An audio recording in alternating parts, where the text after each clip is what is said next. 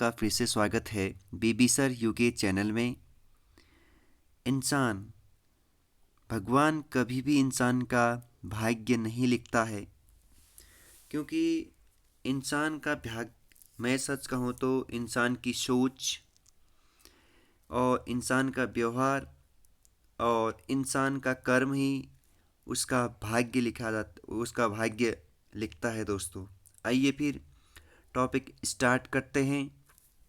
आज का उत्तराखंड में हम स्वतंत्रता आंदोलन और उत्तराखंड के प्रमुख व्यक्ति जिन्होंने इस उत्तराखंड को एक नया आयाम दिया, इस उत्तराखंड को एक नई पहचान दिलाई। और ये मेरा तीसरा एपिसोड होगा इसी में, कुली एजेंसी। तो कुली एजेंसी, जबकि मैं इससे पहले आपको कुली के बारे में समझाया था, आज कुली एजेंसी के बारे में देखेंगे कि उत्तराखंड में कुली एजेंसी कहाँ जन्म लिया, क्यों ये कुली एजेंसी की ज़रूरत पड़ी। देखिएगा, ब्रिटिश काल में जब आप लोगों का कभी कहीं से कभी किसी को उठाया जाता था कुली बनाने के लिए, तो इस पद्धति को समाप्त करने के लिए हमारे एक बहुत अच्छे व्यक्ति हुए हैं स्वतंत्रता संग्राम में, जिनका नाम था गिरिजादत्त नैथानी। जिनका नाम क्या था? गिरिजादत्त नैथानी। इन्होंने सोचा कि एक एजेंसी बनाई जाए जिससे कुली दिन प्रतिदिन कोई हर किसी का नंबर आएगा।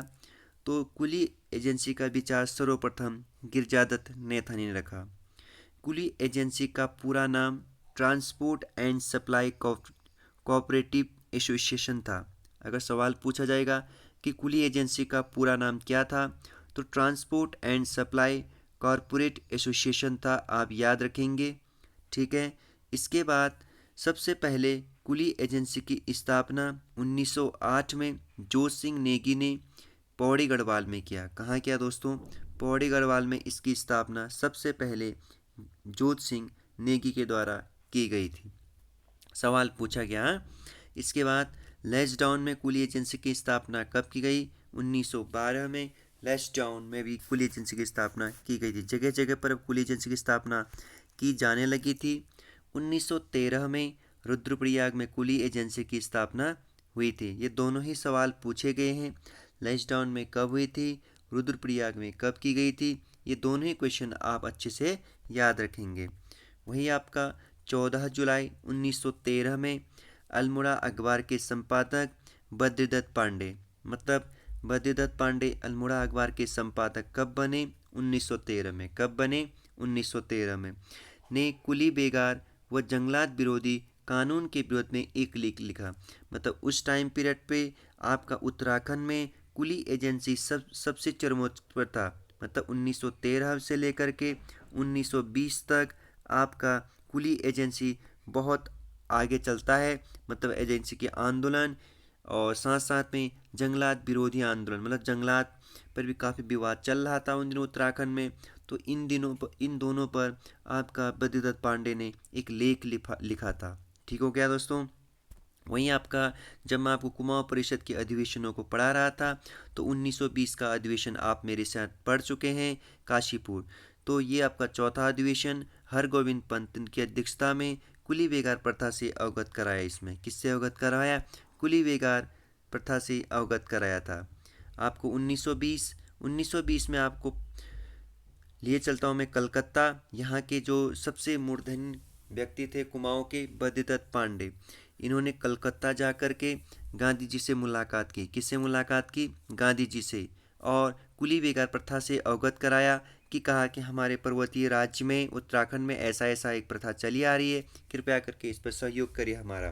तो बद्रीदत्त पांडे ने कोलकाता जा कर के गांधी जी से मुलाकात की और कुली बेगार प्रथा से अवगत करवाया उनको। ठीक हो गया। वहीं आपका याद रखना है आपको, उसके बाद 1 जनवरी 1921 को चामी गांव, ये चामी गांव बागेश्वर में पड़ता है, कत्यूरी घाटी में पड़ता है। कहाँ पड़ता है आपका? कत्यूरी घाटी के हरु मंदिर में लोगों ने एक साथ शपथ लिया और आपका कुली न देने की क्या रखी? नींव रखी। तो आगे चलते हैं, आखिर कुली बेगार प्रथा का अंत कैसे हुआ। तो कुली बेगार प्रथा का अंत करवा रहे हैं हम। काफ़ी महत्वपूर्ण पॉइंट है, यहाँ से सवाल पूछे जाते हैं। 10 जनवरी 1921 को बागेश्वर में कुली बेगार के विरोध में लोगों की एक भीड़ जमा हो गई थी। ठीक है, कहाँ दोस्तों? बागेश्वर में, याद रखिएगा, बागेश्वर में। असल में उन दिनों उत्तराखंड में बागेश्वर में उत्तरायणी मेला लगने वाला था 13 जनवरी से। कितनी जनवरी से? 13 जनवरी। तो बद्रीदत्त पांडे और हरगोविंद पंत और चिरंजी लाल, इन्होंने उत्तराखंड के जो कुमाऊं रीजन के जगह जगह इन लोगों ने कुमाऊं परिषद के माध्यम से लोगों को कहा कि आप उत्तरायणी मेले देखने के लिए अवश्य आइए। कौन सा मेला? उत्तरायणी। इसी माध्यम से हमारे महानुभाव ने सोचा कि हम कुली बेगार का क्या करेंगे? अंत करेंगे। तो क्या हुआ कि आपका कुली बेगार के विरोध में भीड़ जमा होने लग गई थी 10 जनवरी से। उन दिनों यहाँ के अल्मोड़ा के जो डिप्टी कमिश्नर हुआ करते थे डाइविल, कौन हुआ करते थे?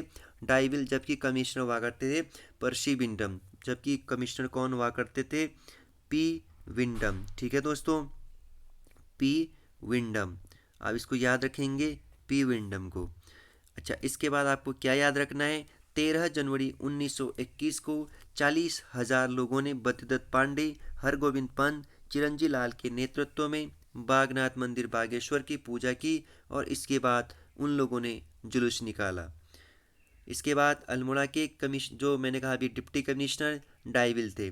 डाइविल ने कहा कि यहाँ से भागो, नहीं तो हम आप पर क्या चला देंगे? गोलियाँ चला देंगे। क्या चला देंगे? गोलियाँ चला देंगे। तो बद्रीदत्त पांडे ने कहा, साहब गोलियाँ चलाओ। कितनों पर चलाओगे? अभी 40 है और 40 आ जाएंगे। तो इतने में ही कमिश्नर डर करके पीछे भाग गया और मैदान छोड़ दिया डाइविल ने।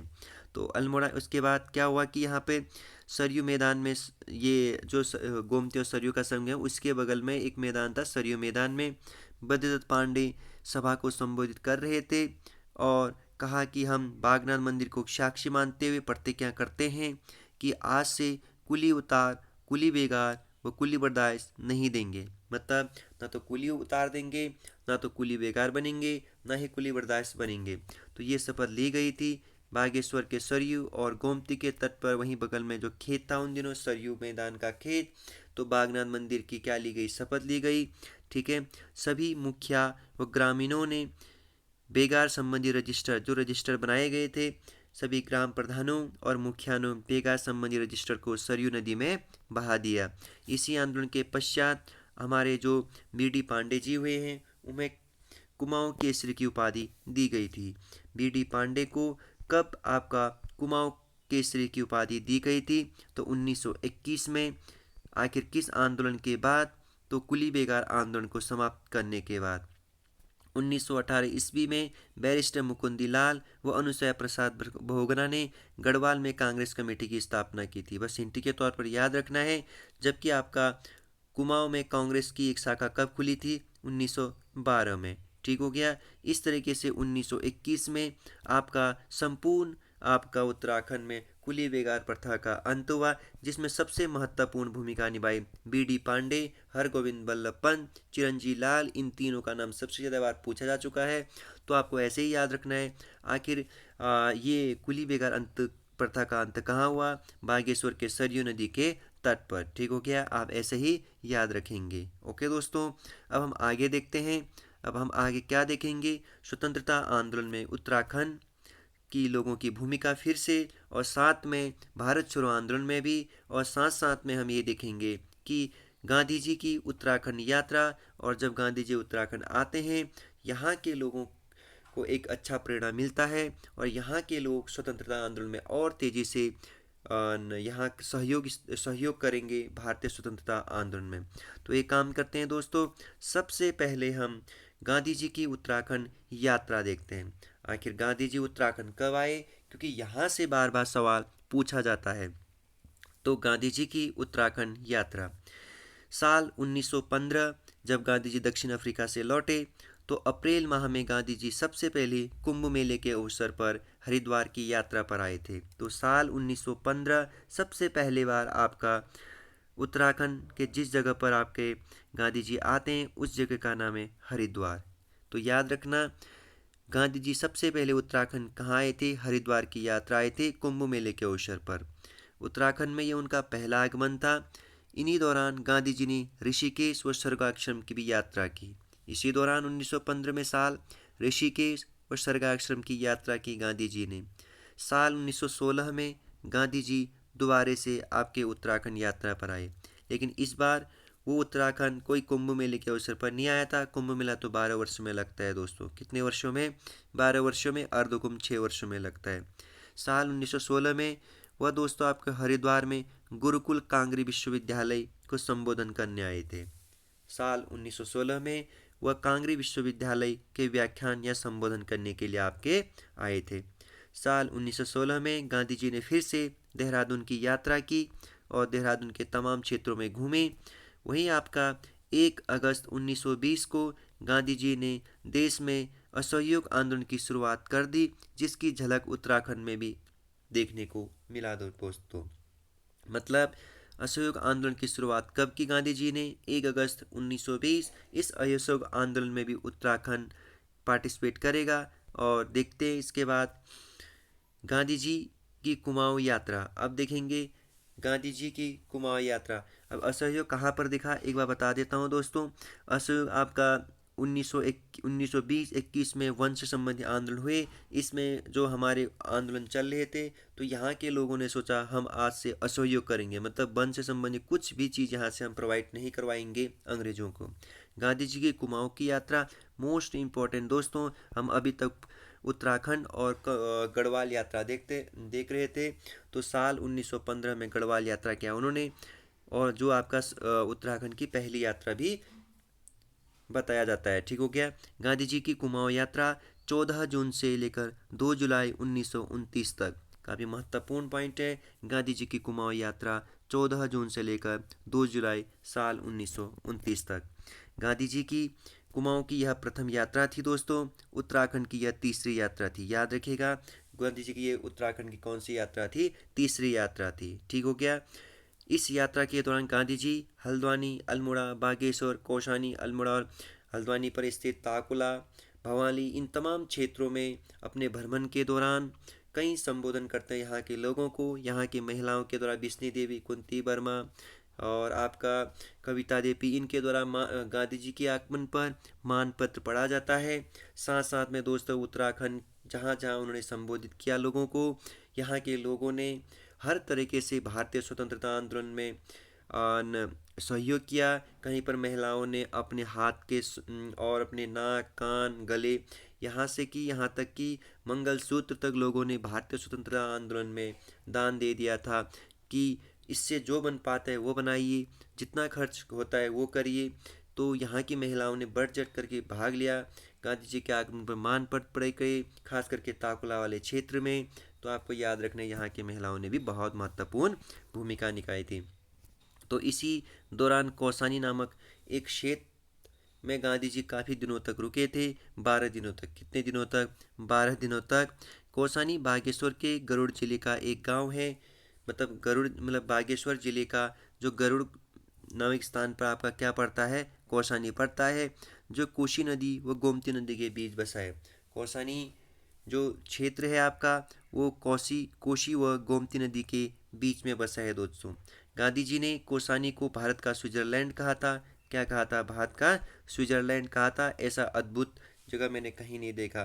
तो गांधी जी ने कौसानी में 12 दिन रुके, और यहाँ जब इन्होंने 12 दिन ठहरे तो अनासक्ति योग नामक गीता की भूमिका लिखी। गांधी जी ने अपनी पुस्तक यंग इंडियन में कौसानी के सौंदर्य का विवरण भी किया है। ये ऊपर का क्वेश्चन बहुत बार पूछा जाता है, यूनिक क्वेश्चन है, सभी को आता है। तो अनासक्ति योग नामक गीत की भूमिका गांधी जी ने कहाँ लिखी? तो कौसानी में। कहाँ लिखी? कौसानी में। और कौसानी का जिक्र उन्होंने कहाँ किया? इनकी एक लेख आती है यंग इंडिया में। 16 से 24 अक्टूबर 1929 में गांधी जी ने गढ़वाल की यात्रा की वापसी में देहरादून, मसूरी आदि क्षेत्रों का भ्रमण भी इन दिनों इन्होंने किया। 26 जनवरी 1930 को पूरे देश में अनेकों जगह पर तिरंगा फहराया गया। 26 जनवरी को, हाँ दोस्तों। वहीं भारतीय राष्ट्रीय कांग्रेस ने इस दिन भारत को पूर्ण स्वराज घोषित किया था। इसीलिए हम 26 जनवरी को हमेशा गणतंत्र दिवस मनाते हैं। क्या मनाते हैं? गणतंत्र दिवस। लेकिन उत्तराखंड का एक जगह ऐसा था, मतलब संपूर्ण देश में एक जगह ऐसा था जहां आपका झंडा नहीं फहराया गया था। वो आपका टिहरी रियासत था। कौन सा रियासत? टिहरी रियासत को छोड़ करके उत्तराखंड में इस दिन तिरंगा फहराया गया था। बोले तो पूरे भारत में भी। अब ऐसे याद रखेंगे, उत्तराखंड में किस मतलब उत्तराखंड में किस जगह पर 1930 में झंडा नहीं फहराया गया, तो टिहरी रियासत या टिहरी गढ़वाल में नहीं फहराया गया था। ठीक है दोस्तों, ये आपको याद रखने। फिर से गांधी जी वापस और आएंगे 1931 में एक बार फिर। गांधी जी दांडी यात्रा 12 मार्च से लेकर के 6 अप्रैल 1930 गांधी जी के द्वारा आपका गुजरात में दांडी मार्च निकाला गया 12 मार्च से 6 अप्रैल 1930 में। आपका सवाल पूछा जाएगा कि इस यात्रा में 78 यात्रियों ने भाग लिया था। कितने यात्रियों ने दोस्तों? 78 यात्रियों ने, जिसमें 3 व्यक्ति उत्तराखंड से थे। कितने व्यक्ति? 3 व्यक्ति। ये आपको 78 में से इन तीनों का नाम याद रखना है जो उत्तराखंड से गए थे, जिसमें ज्योतिराव कांडपाल, भैरव दत्त जोशी और गोरखबीर खरग बहादुर। तीनों का नाम फिर से रिपीट कर देता हूँ दोस्तों। ज्योतिराव कांडपाल, भैरव दत्त जोशी, गोरखबीर बहादुर, और ये आपको याद रखना है। ये तीनों नाम बहुत इंपॉर्टेंट पॉइंट है। अधिकतर साथियों को हमेशा दो ही नाम याद रखते हैं, ज्योतिराव कांडपाल, भैरव दत्त जोशी और खरग बहादुर। ये 3 नाम आपको हर हाल में याद रखने हैं। गांधी आश्रम की स्थापना, इसके बाद आपको गांधी आश्रम की स्थापना याद रखने हैं 1937। देखिए 1937 में शांतिलाल त्रिवेदी ने अल्मोड़ा में एक जगह है सोमेश्वर, 1937 में अल्मोड़ा के सोमेश्वर के चन्नोदा में, कहाँ पर दोस्तों? चन्नोदा। चन्नोदा में गांधी आश्रम की स्थापना की गई शांतिलाल त्रिवेदी के द्वारा। उन दिनों अल्मोड़ा के जो कमिश्नर हुआ करते थे डब्ल्यू इवर्टसन ने लिखा था कि जब तक ये चन्नोदा आश्रम चलते रहेगा तब तक उत्तराखंड में ब्रिटिश की जड़ें चलाना बहुत मुश्किल है। इसलिए उन्होंने कहा था कि आप इसमें क्या कर दीजिए, आप इस पर चाबी लगा दीजिए। क्या लगा दीजिए? चाबी लगा दीजिए, मैं ताला लगा दीजिए। जब तक इसमें ताला नहीं लगाएंगे तब तक आपका उत्तराखंड में ब्रिटिश शासन चलाना बहुत मुश्किल है। 2 सितंबर 1942 को कमिश्नर ने गांधी आश्रम पर ताला लगवा दिया। क्या लगवा दिया? ताला लगवा दिया। तो आप ये बात भी याद रखेंगे। ठीक है दोस्तों, तो इसके बाद भारत छोड़ो आंदोलन में उत्तराखंड की महत्वपूर्ण भूमिका के बारे में चर्चाएं करेंगे। आज के लिए इतना ही दोस्तों, फिर मिलेंगे आपसे आने वाले कल के वीडियो में। मैं आप लोगों के लिए हिंदी की सीरीज स्टार्ट कर रहा हूँ और साथ साथ में आपका जीएस के एमसीक्यूज को भी स्टार्ट कर रहा हूँ। साथ साथ में उत्तराखंड विविध भी स्टार्ट कर रहा हूँ दोस्तों। जल्दी मिलेंगे आपको आपके साथ, तब तक के लिए टेक केयर, बाय बाय।